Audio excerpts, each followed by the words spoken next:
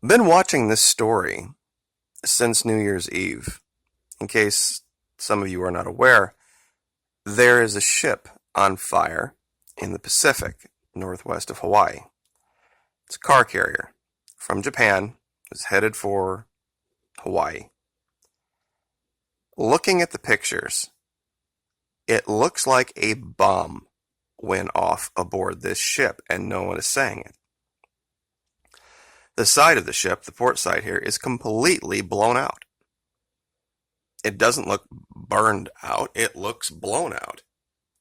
And I have that zoomed in as close as I can get. Now, we are in a declared economic, giant air quotes, war with China. This was a Japanese ship. It wouldn't be beyond the Chinese to do this.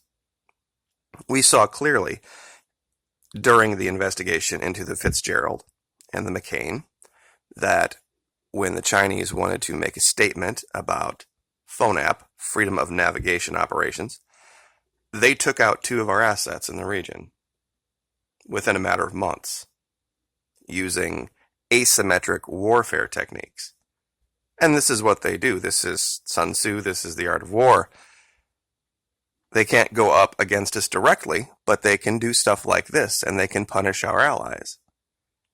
And given that this was a Japanese ship and it was full of Nissans, I don't think that is any kind of a coincidence. Now there's an animation here that kind of would make you believe that. I'm going to go ahead and full screen this and replay it. Alright, so coming in from the left is the Sincerity Ace. And all of a sudden, kaboom. It's not like a fire broke out and, they were fighting it for a while and all of a sudden, just out of nowhere, it does 90-degree turn and starts drifting. And you're going to start to see, coming in, ships rendering aid. Now this is time-lapse, of course, it's not real time. But the way this went down doesn't sound like an accident. And given that the entire side of the ship was blown out, you would have to think something other than simple mechanical malfunction occurred here. There were 21 crew members. They all had to immediately abandon ship. There was some hiccup with the launch of a lifeboat, and 5 of them ended up in the water and losing their lives, but they did get 16 of them rescued. U.S. Navy Poseidon aircraft was part of this. Now, one incident like this by itself, much like the early days of the Fitzgerald, is a hard thing to make any type of a long-term assessment of. But now we have a second one, much like when things happened with the, pardon me here while I get that reduced.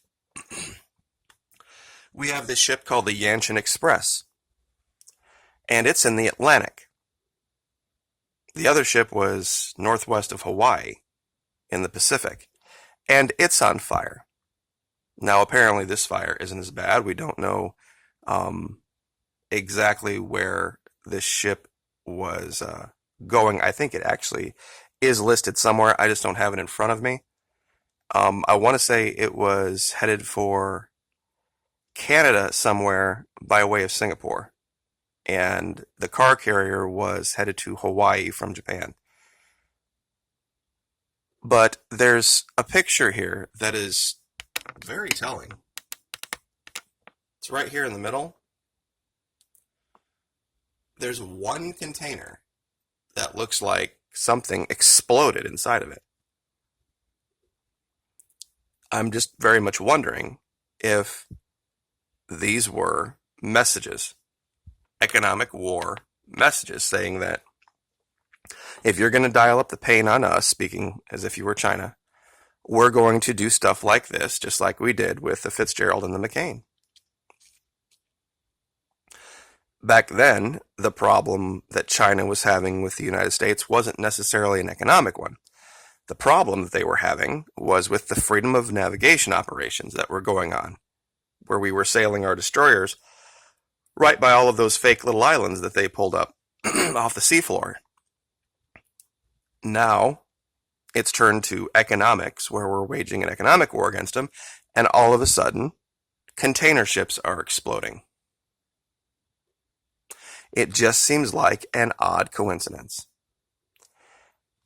And I know that shipping containers get dumped over the side all the time, but it seems like all of a sudden we have this happening more and more often. 270 full-size shipping containers were lost at sea by a cargo ship caught in a storm. And there is just stuff everywhere in the North Sea. Now, 3 things, all within a week, doesn't really sound like some kind of a coincidence. It really doesn't. And when you think about this critically, this is exactly what the Chinese would do. Because you can't fight this in the media without sounding like a conspiracy theorist. You would have to go in and have proof, and oh gosh, the NTSB is shut down. So there's going to be no investigation. And since the Coast Guard is also shut down, some of them are getting paid. Pardon me, I am fighting a cold. Something's going around here in Florida, but I very much doubt there's going to be investigative units dispatched to look at this because of the shutdown. Kind of a convenient omission, don't you think? The Chinese ain't stupid. And not justifying this, but sometimes decisions have consequences that you don't foresee. So, I'm not going to waste a whole lot more of your time on this unless I get some actual hard proof and facts. But it really does. And looking at the picture of this ship, I don't know how you look at this and go, oh, well, yeah, that's just a normal fire that started in the galley. Somebody left the oven on. The entire ship had to abandon crew. It's a steel ship. Something very strange is happening. But we'll leave that there. Like, share, subscribe. Thank you so much. I appreciate your support, and we'll see you next time.